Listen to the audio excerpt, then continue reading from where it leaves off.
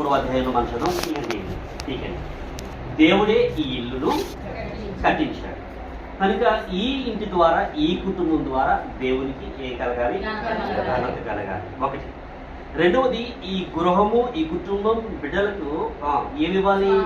స్వాస్థ్యాన్ని ఇవ్వాలి. కానీ అప్పులు భారాన్ని ఇచ్చి గృహంగా కుటుంబంగా వీళ్ళ కానీ మనం కానీ ఎవరో కూడా ఉండకూడదు. రెండవది. నెక్స్ట్ మూడో విషయాన్ని మనం చూద్దాము. 87వ కీర్తనలో 2వ వచనాన్ని మనం చూస్తున్నట్లయితే 87వ కీర్తన 2వ వచనాన్ని మనం చూస్తే యాకోబు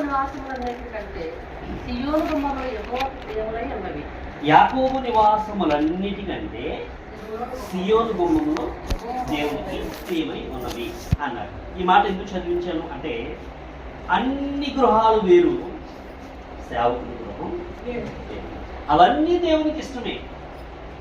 ప్రతి గృహము కూడా ప్రతి కుటుంబం కూడా దేవునికి ఇష్టమే. కానీ ఈ కుటుంబము ఈ గృహము దేవునికి మరింత ఇష్టం. ఎందుకు? చాలా ప్రత్యేకమైనటువంటి గృహం. ఇందా సేవకులు చెప్పినట్లుగా ఎలీషా గృహాన్ని జ్ఞాపకం చేస్తారు. ఎలీషాకు ఒక ఆమె ఆతిథ్యం ఇచ్చిందని చెప్పారు. బట్ ఎలీషా ఒక ఇంట్లో ఉండేవాడు కదా, కర్మేలు పర్వతం మీద ఏలియా గారు ఇంట్లో ఎలీషా ఉండేవాడు. అక్కడ ఎలీషా అనేక మంది సేవకులను సిద్ధపరిచాడు. ఎలీషా ఇల్లు ఎలా ఉన్నప్పుడు అనేకులను సేవకులను సిద్ధపరిచి, అంటే దేవుని పని జరిగేటువంటి ఇల్లు అనమాట. నేను చివరిగా ఏం చెప్పాలనుకుంటా ఉన్నా అంటే ప్రతి ఇంటికి ఈ ఇంటికి తేడా ఏంటంటే ఈ ఇల్లు దేవుని పనిని సిద్ధపరిచేటువంటి గృహం.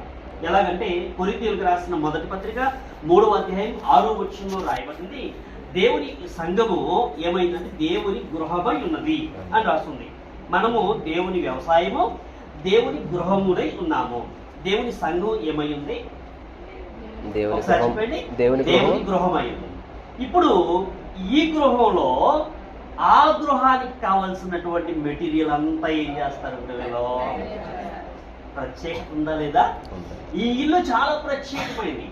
ఆ దేవుని గృహానికి అది వృద్ధి చెందడానికి, క్షేమాభివృద్ధి చెందడానికి, దేవుని సంఘం వర్ధిల్లడానికి, ఆత్మీయతలో వృద్ధి చెందడానికి, విశ్వాసానికి ఏ మెటీరియల్ కావాలో అవన్నీ ఎక్కడ సిద్ధం చేయబడుతున్నాయి? ఈ గృహంలో సిద్ధం. ఇప్పుడు వాకింగ్ ప్రిపేర్ అవ్వాలి సండే, ఎక్కడ చేస్తారు? కనుక ఇది చాలా ప్రత్యేకమైనటువంటి గృహం. యోబు గృహాన్ని గురించి జ్ఞాపకం చేశారు. యోబు గృహం చాలా ప్రత్యేకమైనటువంటి గృహం. యోబు అన్నాడు, నా మాటలు రాయబడవలని, అవి ఎలా రాయబడాలి? నిత్యము నిలిచి ఉండేటట్లుగా రాయబడాలని నేను కోరుకుంటున్నాను అన్నాడు. నిత్యము నిలిచి ఉండేటువంటి మాటలు ఆ తరం వాళ్ళే కాదు, ఆ తరువాత వచ్చే తరాలు, చాలా చాలా తరాల వారు దాన్ని చదవగలుగుతారు. విన్నారన్నమాట.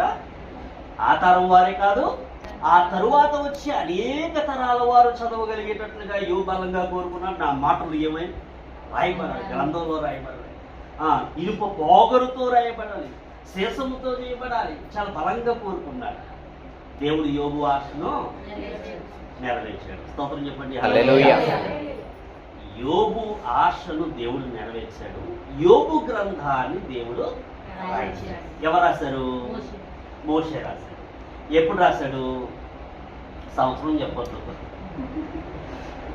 చెప్పొద్దు కానీ మోషే గారు ఏం రాశారు? ఆదికాండం, నిర్మకాండం, లేవికాండం, సంఖ్యాకాండం, ద్వితీయోపదేశకాండం రాశారు కదా. ఇవన్నీ చాలా ముఖ్యమైన గ్రంథాలు కదా. అయితే ఈ 5 గ్రంథాల కంటే పెంటటూక్ అంటాం దీన్ని, ఈ 5 గ్రంథాల కంటే ముందు యోబు గ్రంథాలు రాశారు. స్తోత్రం చెప్పండి. మీకు అర్థమైందండి? మోషే చేత యోబు గ్రంథం రాయబడడం అనేది ఒక ముఖ్యమైన విషయం అయితే, అన్ని గ్రంథాల కంటే ముందు ఇది రాయడం మరొక విషయం అయితే, బైబిల్ గ్రంథం 66 పుస్తకాలలో మొట్టమొదటి రాయబడిన పుస్తకం యోబు గ్రంథం.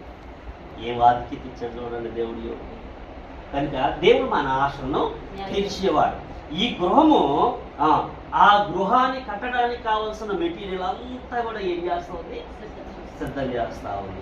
నేను నా ఇంట్లో పడుకొని, లేకపోతే నేను నా ఇంట్లో కూర్చొని వాక్యం చివరిమాట లాస్ట్ పెట్టదుగా వాక్యాన్ని ప్రిపేర్ చేస్తూ ఉన్నాను కదా. ఒక మ్యాగజైన్ కానీ, ఒక బైబిల్ గైడ్ కానీ, లేదంటే యూట్యూబ్లో వచ్చిన మెసేజ్ కానీ ఆరంభంలో భయవేసేది. యూట్యూబ్లో వాకింగ్ చెప్పాలంటే మన ఫోటోలో ఏం చెప్తుందో అని ఇంకా ఈయన గారు అలా ప్రారంభించారు. దేవుని మహాకృప చేత 2,05,000 మంది మన వాక్యాలు చూశారు. దేవుని స్తోత్రం. హల్లెలూయా. అంటే వీరందరికీ వాక్యం ఎక్కడి నుంచి వెళ్ళింది? ఇంట్లో నుంచి. అంతేనమ్మా. కనుక ఈ గృహం చాలా విలువైంది, ప్రత్యేకమైనది. కనుక దేవుడు ఆయన సేవకుల గృహాన్ని ప్రత్యేకపరిచాడు. అలనాడు యాకోబు గుమ్మాలన్నిటికంటే సియోను గుమ్మాలు ఎలా ప్రత్యేకంగా ఉన్నాయో ఈరోజు మన అందరి గృహాలు, అన్ని కుటుంబాల గృహాల కంటే సేవకుల గృహాలు చాలా ప్రత్యేకమైనవి. ఈ గృహంలో కూడా అలాగేం జరగాలి? రెడీ చేయాలి. ఆహారాన్ని పెద్ద పెద్ద డేక్షాలతో వెళ్ళి ఏం చేయాలి? సిద్ధపరచాలి. ఆరోగ్యకరమైన ఆహారం సిద్ధపరచబడాలి. అంటే ఆరోగ్యకరమైన అందరూ విశ్వాసులు వర్ధిల్లగలిగేటువంటి ఆరోగ్యకరమైన ఆహారాన్ని పరిశుద్ధాత్ముడు వీరి చేత సిద్ధపరచుగాక. ఆమేన్. అందరు లేచి నిలబడదాం. 5 నిమిషాలు యేసునామం సంపూర్ణ విజయం కలుగునుగాక. ఆమేన్. మన తండ్రి యొక్క ప్రేమయు క్రీస్తు ప్రభు వారి కృపయు పరిశుద్ధాత్మ సహాయ సహవాసం ఇప్పుడు ఎల్లప్పుడూ సదాకాలం కూడిన మనకు సకల లోక పరిశుద్ధులకు, ముఖ్యంగా ఈ గృహస్థులకు ఆయన కృపా సమాధానంలో ఆరోగ్యం, క్షేమం, ఆర్థికంగా వృద్ధిని దేవుడు సమృద్ధిగా దయచేయునుగాక. ఆమేన్.